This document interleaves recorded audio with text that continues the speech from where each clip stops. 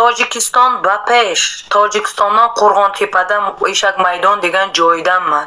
1988 16-mart tug'ilgan kunim.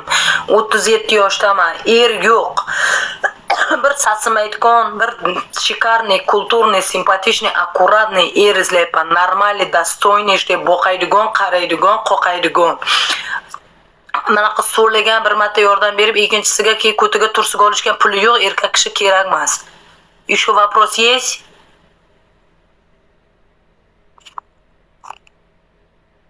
Afg'onistondan.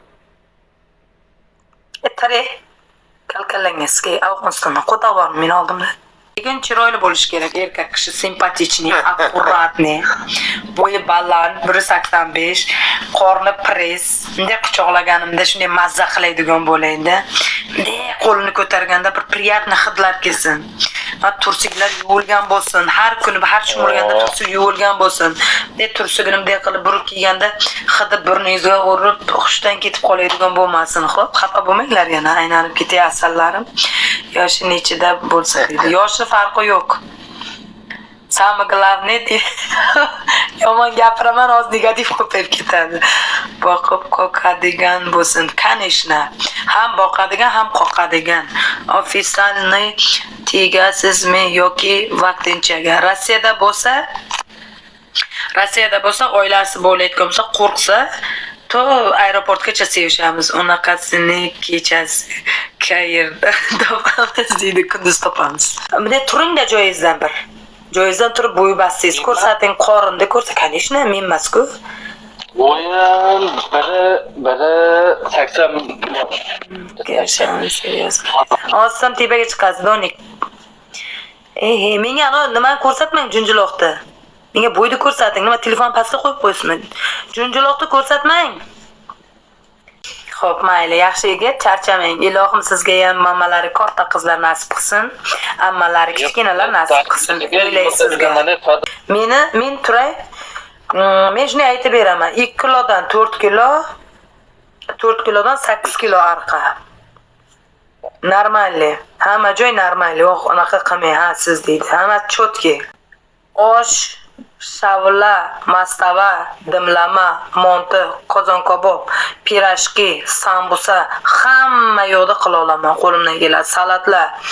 Er ishdan kelsa, assalomu alaykum dadasi, xush kelibsiz deyman, kelgandan ishdan kelsam men ham yo'q, oldin kelsam yo'q, orqadan ko'ramiz tak.